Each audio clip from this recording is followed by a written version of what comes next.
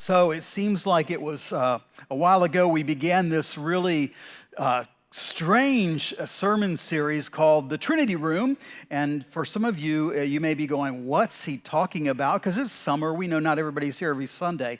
So we took last week off because of the Memorial Day celebration of remembrance. So today I want to go back into the Trinity Room a little bit. And to do that, it's just a little bit of a refresher. And if you remember 2 weeks ago, we started this series with a secret code. Does anybody remember the secret code to the Trinity Room? You should say no, because that's not it. Last time the code was different. The code is changed because days have gone by, right? So I got you, good. So real quick, here we go. 43, the number of days that have passed since the resurrection. Do the math. 45. That's the number of days that have passed since Jesus gathered in that upper room. I kind of designated that with the kids with my little box here. They were in that upper room for that Last Supper. 7 days. In 7 days, Pentecost, right? And we know Pentecost means 50 days. 50, where's my 50? As if by magic, 50 will appear. Look at that. Right when I snapped, it's another trick. 43. 43, 45, 7, 50. It's also the combination to my locker in high school. I just made that up, just came right to me. So as we know, all of those days, that code to the Trinity Room, they all took place in one particular physical setting, and we call that the what? Or we call it the Uperun. That's the Greek. The upper room, right, exactly. It all took place in the upper room, and we're going to be looking at 3 particular experiences. I called them saturation points of experience with Jesus Christ, and they all took place up in that thing called the Uperun, or upper room. So the first week, 2 weeks ago, we explored that very first gathering. We know that as the Last Supper. The Jews would call it by other names, but that's how we come to know it since the resurrection from the Christian perspective. And we looked at what that meant, how Jesus gathered there. He gave incredible teachings about what it means to be a loving servant. Remember, he does foot washing. They have a meal. He breaks the bread. We're going to do that today. We're going to re-experience part of that room today at the close of the message. Then he goes out, and we know what happens. Terry just sang about death was arrested. There's a little, I just figured it out today in that song. It's double meaning in that. Death was arrested because Jesus was arrested too and put to death. Death itself is arrested because he ends death. So I don't know if you picked that up today. It's the first time I've really got that. So he goes out and he is arrested, and we know what happens. Well, after that, time passes, and there's a second gathering in that upper room. So I want us to re-experience, and again, I have my little Vanishing cabinet here to represent the upper room. We want to take a look at what it means to go into that upper room this second time.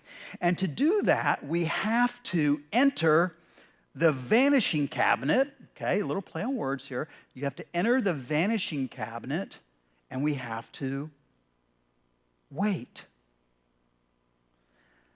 If you go back and look at all the passages that have to do with post-resurrection appearances of Jesus, that's what I did in this series. I went back and I read all those biblical accounts and started weaving together what happened. And so you get one of those accounts in Luke, and I think we're going to see this on the screen, in Luke 24, 44 to 53. I'm not going to read the whole thing. That's one of those times when Jesus has been crucified, and some of the disciples don't quite understand it, and they're heading back to their hometown, and they go on that walk on the road to Emmaus, right? And on that walk to Emmaus, Jesus appears, and in verse 49, he says this to them. Now, after he's talked and they're so excited and he's revealed who he is, he says, I want you to do one thing now. Go and wait in Jerusalem for the promise till you're clothed with power from on high. Verse 52 says they did that. They returned to Jerusalem. Now, where did they go? Well, we know where they went. We know where their headquarters, we talked about, that safe place, that safe room, was that upper room, and it became that gathering place for them.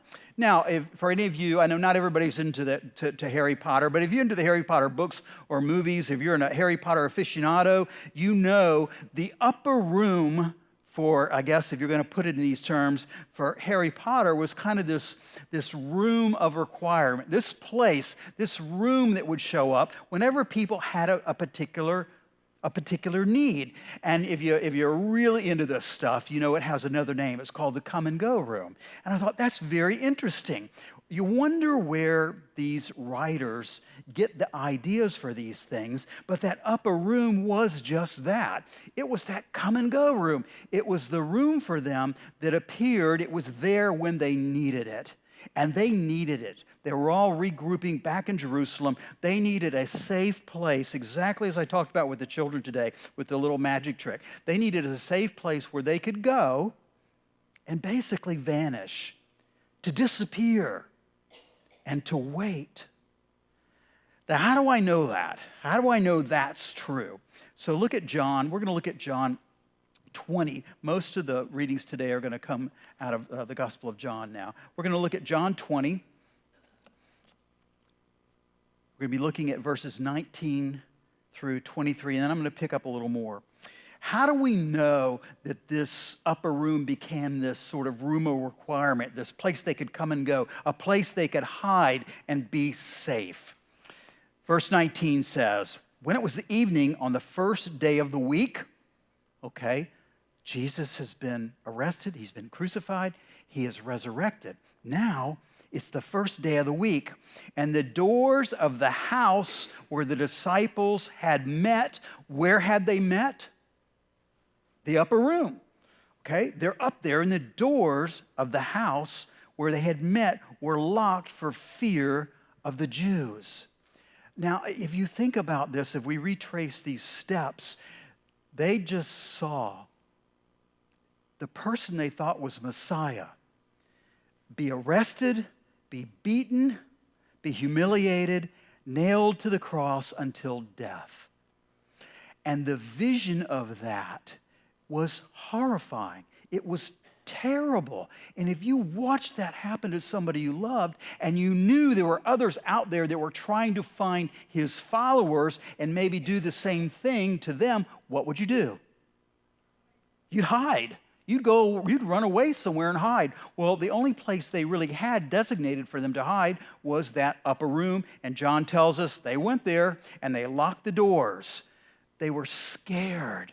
I think some of them were a bit hopeless, lacking direction. What's the next step? And they were coming and going out of this vanishing cabinet, this room. Now, the little trick here, my little vanishing trick, Bob Swaddling, who is a professional magician, he broke all the rules. And he told me how to do this.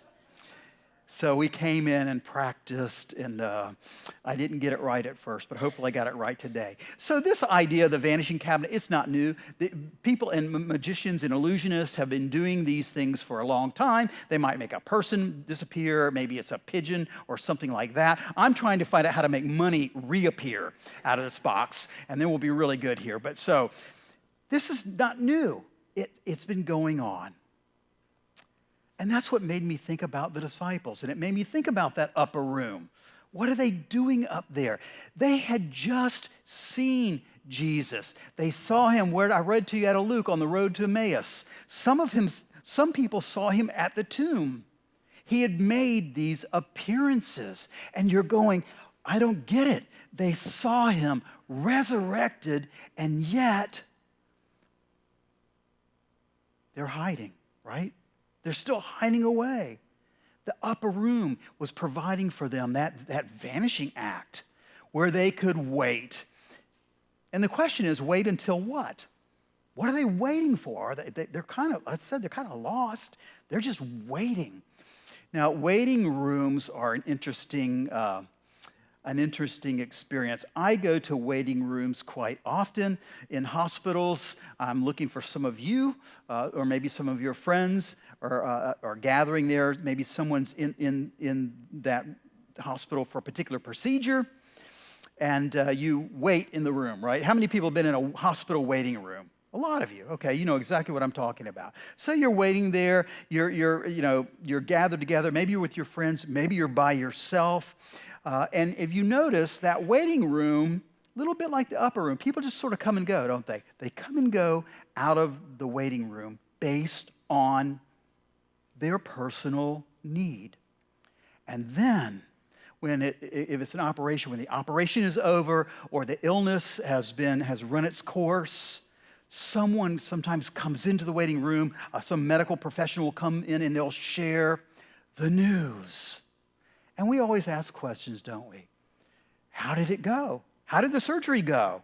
How are they doing? How's mom and dad? How's my daughter? How's my friend? How are they doing? What are the next steps? What do we have to look forward to as they're getting better? And when that pause in the waiting room has run its course, people start to disappear, right? They disappear back into, well, we do it. We go back into our normal lives and we live. Whatever that means for you personally. Now, I've been going into waiting rooms for over 3 decades as a professional clergy to go in and see folks. And I see the people, and I have seen the people that occupy the waiting rooms. And they come and go for similar reasons.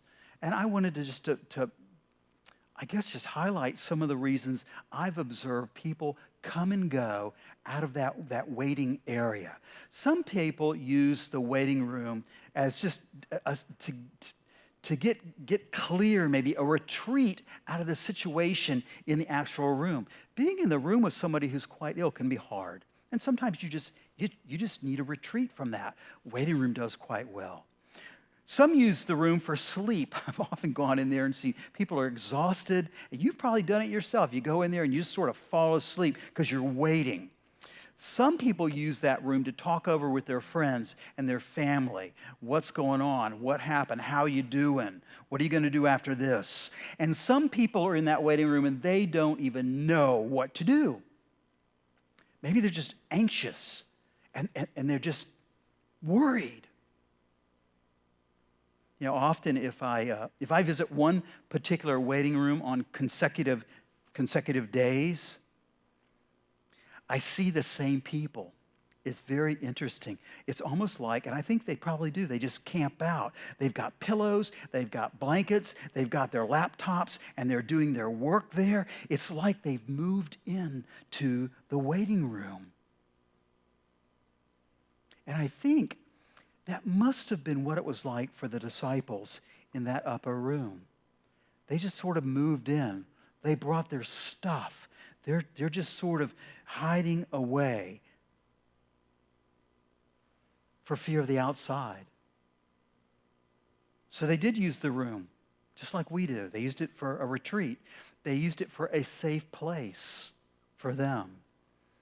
So as I mentioned last week, in that Trinity room, it's almost as if the humanity of each of the disciples was vibrantly portrayed. We could see it. We could see their lives being acted out. We get a glimpse into their own hearts. And they're not so different than you and I. They're beginning to wrestle with this unrelenting love of Jesus. They don't quite understand it all, but they're still waiting. Hidden, but waiting. So we leave the disciples. They're in that come and go room. They're retreating from the situation. They've got all those different feelings of sadness, of elation, deflation, some hope, right? They had all those experiences. We talked about that last time. Maybe they just needed rest, right? Maybe they needed sleep. Maybe they just wanted to talk things over. What's next? In other words, they're exactly like us. We experience all these things when we get overwhelmed. But we know if you go into those rooms, and if you ever have to wait for important information, the waiting is, to quote Tom Petty, is always the hardest part, right? The waiting is always the very hardest part, just to sit around. So let's continue. They're up there, they're waiting. We only read a few verses out of this John chapter, so here's the rest of the story. This we're going to pick up with verse 19 and 20. They're in there, they're hidden away. What did we learn about the doors in the place? Right, they're scared, they're hiding, they vanished, room of come and go requirement. Here you go. So Jesus appears at that exact moment. You get that? It's at the moment they've locked the doors and they're hidden away and they don't know what to do. That's the moment of doubt, of trouble. That's when Jesus appears. It says, Jesus came and stood among them and he said, peace be with you. And after this, he showed them his hands and his side. Then the disciples, it says, rejoiced when they saw the Lord. And Jesus repeats again, it's almost like they rejoiced, but they're still locked in the room. And Jesus says, peace be with you. As the Father has sent me, so I send you. And when he had said this, he breathed on them and he said, receive the Holy Spirit. Let's stop there. They're locked away. Jesus comes at just the right time. They rejoice, and he still has to reassure them. So there was a result there. They rejoiced. They were glad to see him. They saw the risen Christ, but he had to reassure them with the second time of saying peace. So I think there was still some doubt. There was still a bit of disbelief amidst all this joy and this wonder. You know the difference between vanishing away in our faith and waiting in our faith? It's the same as the disciples. We need sometimes some signs and some proof. We need some presence of Jesus, some way making himself real to us. And that's the difference. When Jesus comes at just the right time, they don't have to totally live in doubt. It's not erased, but they're reassured. They're waiting, but their faith is still growing. But still waiting for us. Some of us do it. Some of us are doing it right now. There are situations in many of your lives that at least I'm aware of. Some of them, you're waiting. You're waiting for some things. There's some things that are unknown, some things that are developing, and you're waiting. And it is hard. It is hard as a person of faith to wait and wait. We trust in the risen Lord, just like the disciples, but still, it's hard. But the lesson, I think, for us, or here's the reassurance, we don't have to be perfect. Those disciples hidden away, they weren't perfect. They weren't without doubt. They didn't have complete faith. But when Jesus made himself present to them, he called them to be a witness to the fact. So I get so tied up sometimes when people look at Christians. They look at you and I and they say, oh, you've got to have this down. You've got to do everything perfectly. And if you don't, then you've really failed Jesus. And it's just not true. The disciples weren't perfect, and they didn't have it all perfectly down. And yet Jesus said, but you can still be a witness to my presence. It's really hard to witness if you're locked up in a room. Think about that. How can you witness when you're locked up in the vanishing cabinet? You're hidden away. It's hard to witness to the same people over and over again who already know the story. The 11 up there waiting know the story. Why in the... Okay, Peter, tell me again. Okay, great.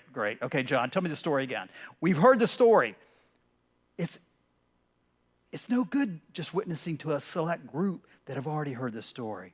And it's hard to be a sent one. We know that's what apostle really means. It means being a sent one. It's hard to be a sent one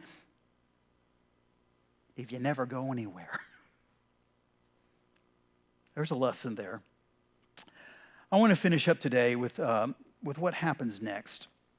So in Acts, first chapter of Acts, verse 4, Jesus is there again. They're somewhere up in that upper room, and it says this. He charged them. They were eating together, actually, and he charged them not to depart Jerusalem. Don't go away. I do want you to stay. Hang around. Hang around. The upper room is okay. Just hang around. Wait. Don't depart. Wait for the promise of the Father. You heard me. I talked all about this, and it's coming to you, and you're going to be baptized. You won't be baptized with water, but with the Holy Spirit. So it's okay. It's okay to wait, and it's okay to stay in the room for now. So what did they do? The believers stayed together in the upper room. They prayed together. They made all kinds of, the fancy word is supplications. Essentially, as I suggested 2 weeks ago, they had their first church service. The first Christian church service was taking place up in the upper room. So, a week goes by. The doors are still shut. Remember, Thomas wasn't there the first time. The first time when they were locked away, it was only Thomas was, I don't know where he was. They don't tell us. He had vanished. Maybe he found a better place to hide. But any question whether Jesus was real, I got to see it. You know the story. I've got to see it, touch it, feel it to understand. So a week later, it says the doors were still shut in this vanishing cabinet, this upper room, and Jesus reappears. I'm not going to go into this appearance much, but to say this. Thomas is there too. And here's what it says. A week later, his disciples were again in the house, and Thomas was with them this time. The doors were still shut. They're still locked away. Jesus came and stood among them and said, here he goes. Got to reassure you, these guys one more time. Peace be with you. And he says to Thomas, don't doubt. I know you have some doubt, and I know that's why you're up here waiting. It's okay. Don't doubt. Just believe. And Thomas gives that famous reply, my Lord and my God. My Lord and my God. He recognizes the presence of Jesus, even though he's up in the room. And they get instructed yet again to do what? Wait. Wait, wait, wait. Wait in this room. Don't leave. Wait for the promise. It's coming. Now, if I'm a disciple and it's only been a week or so since I watched Jesus be arrested, be crucified on a cross, and I know the Romans do this almost on a daily basis. I've seen the crosses. I've seen what it means, and I'm a little bit scared. I've seen Jesus, but I still have some doubts, and Jesus says, it's okay. Wait here. It's okay. Wait in the room. It's all right. I'm not going to criticize you for doing it. You know what I say? I go, okay, no worries, Jesus. I don't mind. Fine. I'm glad you suggest. No problemo. I'll just hang out here a little bit longer in this room. Those crosses are still going up on the hill, and I kind of know that. And it's really nice in here anyway. There's some great fellowship. There's great worship. Hey, you want me to wait here? I'm your guy. I'm your guy.